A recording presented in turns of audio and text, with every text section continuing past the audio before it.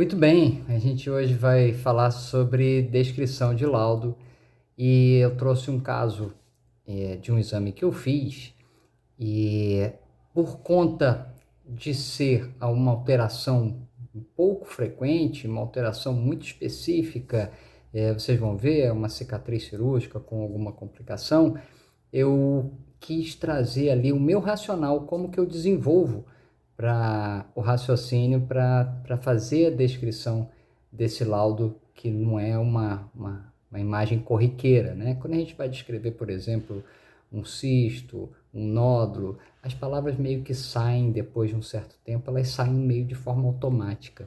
E eu quis, com esse caso, trazer ali um racional de como eu desenvolvo quando eu encontro alguma coisa que não é tão frequente.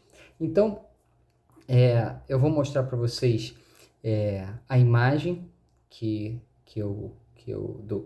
do paciente, né, a foto do paciente com a alteração que ele tinha numa cicatriz de uma cirurgia que ele precisou fazer 3 abordagens. O que eu vou contar aqui é a história do paciente, como ele me passou e como que eu interpretei o que ele disse, né?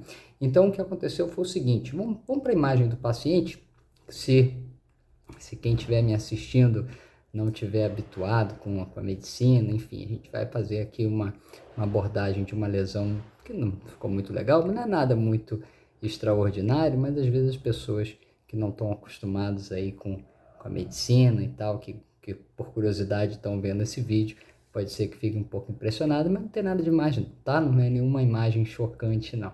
Então vamos lá. Então aqui, ó. Aqui está a imagem do paciente, eu vou ficar aqui nesse cantinho aqui para não ficar atrapalhando.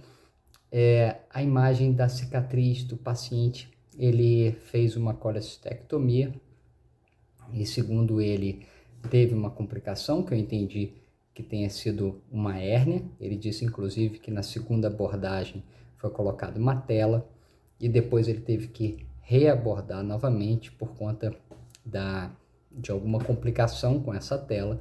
Então ele fez uma terceira cirurgia e tirou a tela. E ele acabou desenvolvendo aí uma cicatriz bem grosseira, uma cicatriz hipertrófica e alguma complicação. Observa nessa região aqui como tem uma elevação um pouco mais avermelhada e dolorido, né? Então ele estava preocupado com relação a isso e foi pedido uma ultrassonografia para abordar essa região e esclarecer o que estava acontecendo, tá? Então a primeira coisa que eu fiz foi abordar a própria cicatriz, a incisão propriamente dita da cicatriz cirúrgica, e a imagem que a gente vê é essa irregularidade do tecido subcutâneo, ali daquela cicatriz bem grosseira, uma cicatriz hipertrófica, e ali inclusive com algumas retrações próprias das cicatrizações, né? Uma retração e com isso uma irregularidade ali do tecido subcutâneo, certo? A outra imagem, aí é um corte transversal, esse daí, ó, é um corte que eu fiz nesse eixo, ok? E eu vou mostrar uma outra imagem semelhante, também transversal à cicatriz, ok? Então aí tudo bem, eu fiz essa abordagem ao longo de toda a cicatriz e ela se apresentou de forma muito semelhante, né? Fazendo esse facho, né? Esse tracejado grosseiro subcutâneo da cicatrização já de 3 abordagens cirúrgicas, então realmente ficou uma cicatriz bem mais exuberante do que uma cicatrização habitual, né? E na abordagem dessa região aqui, o que se via foi isso aqui, ó. Uma coleção líquida com uma parede grossa, uma parede grosseira, né? Com um líquido também heterogêneo, numa outra abordagem no outro eixo. Observa que aqui nesse momento eu fiz uma medida do maior eixo, né? Daquela imagem.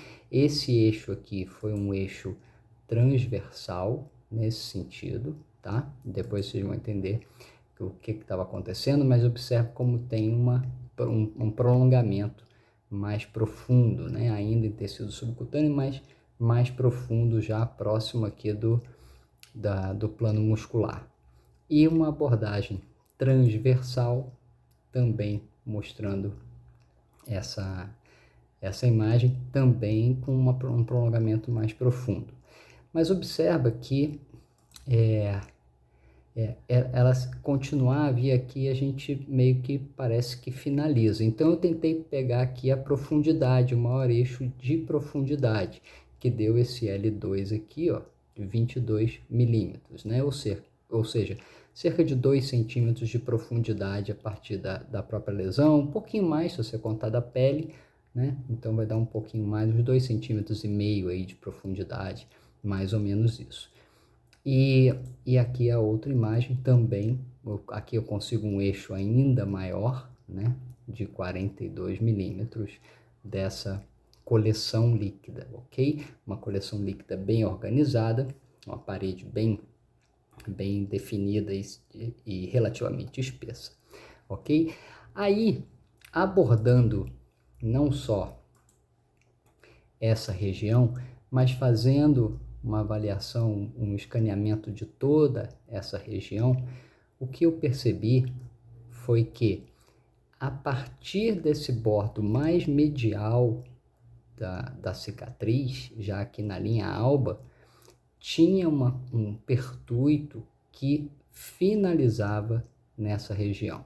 Então, olha, aqui eu fiz uma composição de duas imagens em que eu peguei essa parte aqui, com o transdutor aqui agora no transversal do abdômen, e depois fiz uma outra imagem mais para medial, mais próximo da linha alba. E juntei as duas imagens aqui, ó. Inclusive tem um convexo digital aqui, né? Eu abri um pouquinho, é diferente aqui, ó. Vamos ver essa característica. Olha, aqui a imagem original do transdutor linear, e aqui já com o convexo digital ele ligado, né? Então só uma observaçãozinha, e aqui eu fiz também desse jeito, mas para poder pegar a maior extensão que eu pudesse com o transdutor linear. Então, olha, a partir daquela margem mais medial da cicatriz e ligeiramente, ó, ele está ligeiramente abaixo. Eu não fiz um plano em cima da cicatriz, eu fiz um plano abaixo, tá? Em relação, mais direcionado aqui aos pés, é um plano abaixo da cicatriz, e que demonstrou esse outro pertuito mais profundo, que aí sim ia terminar naquela coleção que eu identifiquei, que corresponde a essa maior elevação e essa região mais avermelhada embaixo da cicatriz, né, no abdômen. E aí tá, então o que eu concluí é o seguinte, como uma cicatriz hipertrófica, tá, já mexida e remexida, e com um pertuito, uma fístula, em que finalizava aqui com uma coleção abscedada, né? Então, essa imagem é que a gente vai precisar descrever junto com a própria cicatriz, certo? Então, como descrever isso, né? Quando eu me deparo com algumas situações em que eu preciso montar essa imagem na cabeça e trazer isso para uma descrição, para que o colega, ao ler, ele consiga realmente ter clareza do que eu vi, de como está essa situação, às vezes muito irregular. Isso é muito comum em fístulas, né? Porque elas são muito diferentes uma das outras. Na verdade, assim, elas se apresentam de formas diferentes, mas existe um certo racional que se repete, né? Quando você precisa definir de onde inicia aquela fístula, por onde ela passa, qual a extensão, para onde ela finaliza, se ela realmente sai para algum outro lugar, se ela finaliza simplesmente em fundo cego, se ela tem uma coleção, enfim, algumas coisas se perpetuam quando você vai descrever esse tipo de lesão. Porém, eu gosto de usar a seguinte técnica para facilitar a minha descrição. Eu desenho, tá? Então foi o que eu fiz aqui, ó. Se você lembrar da imagem do paciente e do desenho que eu fiz, é exatamente isso que eu tentei representar aqui. Uma cicatriz, né? Um pertuito que sai de uma das extremidades e vai finalizar na coleção. E a partir daí eu tenho uma maior clareza. Eu visualizo literalmente, eu vejo, não visualizo, né? Visualizar é uma coisa mais mental. Nesse caso eu já estou vendo literalmente o que eu desenhei e a partir daí acaba me trazendo um pouco mais de facilidade na hora de escrever. Então, o que eu preciso descrever nesse caso, né? Eu vou precisar descrever não só a cicatriz, que ela tem um componente ali irregular, aquela coisa anárquica da cicatrização, porém a própria cicatriz ela não traz complicações naquela porção da cicatriz, ela não traz complicações, ela é simplesmente um processo de cicatrização e que forma essa parte mais anárquica do tecido subcutâneo, porém a complicação está paralela à cicatriz, a partir dela sim, mas paralela à cicatriz, que é a fístula propriamente dita. Então eu vou precisar descrever duas coisas, tá? Então eu vou colocar aqui o laudo que eu dei, tá? Literalmente como saiu o laudo, inclusive com alguns detalhezinhos que a gente vai corrigindo, mas eu vou colocar para vocês aqui, ó. Pronto, aí tá. Então vou só mudar de lugar aqui para não ficar na frente. Então olha só, ultrassonografia da parede abdominal. Aqui, perdão, eu uso até 13 MHz, tá? Não foi de 14 MHz. A ausência de hérnias é uma frase que já está ali no laudo, então eu acabei deixando ele aí. Eu não gosto nem dessa posição, eu gosto de primeiro colocar a descrição da alteração propriamente dita e depois colocar a ausência de hérnias. Faz sentido, já que ele reoperou por conta de uma complicação a partir de uma hérnia incisional. Mas o que a gente vai precisar focar agora é nisso aqui, tá? A descrição dessa cicatriz, ela não precisa ser uma descrição que me leve a falar de uma cicatriz. Eu posso começar com essa palavra, né? Eu não tô fazendo um exame de uma cicatriz cirúrgica, então eu posso começar meu laudo dizendo que há uma cicatriz cirúrgica.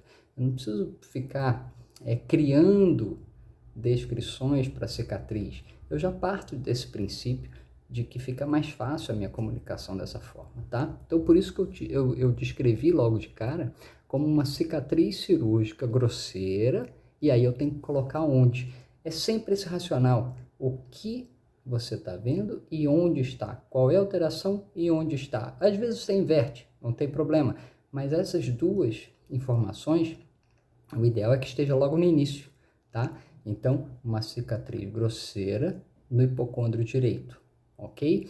Em resolução, ou seja, eu quis dizer que ainda parece ter um processozinho inflamatório aqui um pouco mais saliente, porém, ela já está ali em resolução. Caracterizada, aí eu posso deixar alguma informação do padrão daquela imagem, então eu vou falar de cicatriz grosseira no hipocôndrio direito e vou descrever ali de forma sucinta o que eu estou vendo, caracterizada como faixa hipoecogênica, aqui está, ó, é hipoecogênica, que na verdade já não é tão hipo assim, né? Na verdade ela já está um pouco mais para isoecogênica em relação ao tecido adjacente, tá? Então isso daí é uma crítica, uma autocrítica, né? Que poderia estar uma isoecogênica e heterogênea subcutânea, uma faixa hipoecogênica e heterogênea subcutânea, contornos irregulares e parcialmente mal delimitadas. Então, ó, os contornos irregulares, né, por conta daquelas retrações típicas, e parcialmente mal delimitadas, ok? A questão de estar mal delimitada é mais por conta daquelas retrações da cicatriz, certo? Beleza, então aqui eu descrevi a própria cicatriz. Então, a partir de agora, eu vou descrever aquela complicação que eu desenhei. Aqui, ó, então eu descrevi essa imagem, agora eu vou descrever isso aqui, né? Que é o mais relevante, inclusive por conta do abscesso ali na extremidade. Da sua margem medial, e aí eu estou me referindo da sua margem da cicatriz, tá? Vai ficar claro aqui depois. Da sua margem medial, nota-se origem de trajeto subcutâneo profundo e paralelo ao bordo inferior da cicatriz descrita, ó, a partir do bordo medial. Vamos colocar aqui o paciente a partir do bordo medial. Vamos lá, de novo, porque eu já esqueci o que eu tinha dito. Da sua margem medial, nota-se origem de trajeto subcutâneo profundo e paralelo ao bordo inferior da cicatriz descrita em direção lateral, ou seja, ele sai de medial, inferior, subcutâneo mais profundo, em direção lateral, certo?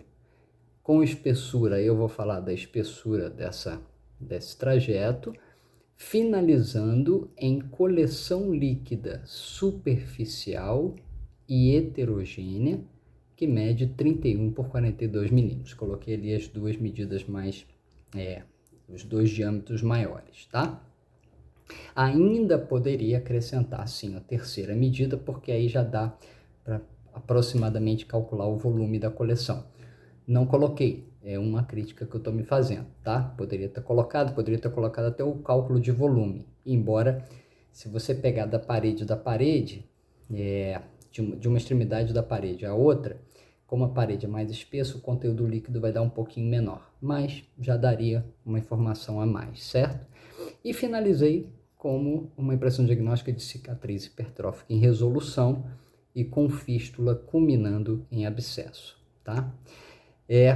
Eu creio que, apesar desses detalhes que poderiam entrar aí, da descrição, porque isso aí a gente tem que dar laudo na hora e às vezes a gente pensa um pouco melhor depois, mas eu creio que com essa informação eu consigo trazer para o colega essa visualização, essa mentalização do que está acontecendo na imagem, tá? Do que está acontecendo no paciente propriamente dito, tá? E vai esclarecer a ele que aqui realmente tem uma coleção líquida heterogênea e que ela está vindo a partir do bordo medial. Então, essa técnica, né, de desenhar é uma coisa que eu uso muito, principalmente quando eu tenho essas alterações menos frequentes e principalmente em fístula. Eu faço muito ultrassom perianal de fístula retal e eu costumo usar isso daí. Teve uma vez, inclusive, que eu fiz um exame bastante complexo e que eu realmente precisei desenhar porque eu não estava conseguindo montar tudo aquilo na cabeça. Então, quando eu fui desenhando, fazendo o exame e montando aquilo na cabeça e trazendo para o papel, aí realmente na hora de descrever ficou muito mais fácil. Então, eu sugiro que vocês usem eventualmente, quando encontrar alguma imagem semelhante, né? Não é corriqueiro, ainda bem, né? Mas caso encontre, eu acho interessante que tente essa técnica, porque certamente vai facilitar a descrição. E uma outra coisa legal é que algumas palavras, por exemplo, ó, algumas palavras que a gente usa, ó, trajeto profundo, trajeto subcutâneo, cadê outras coisas aqui?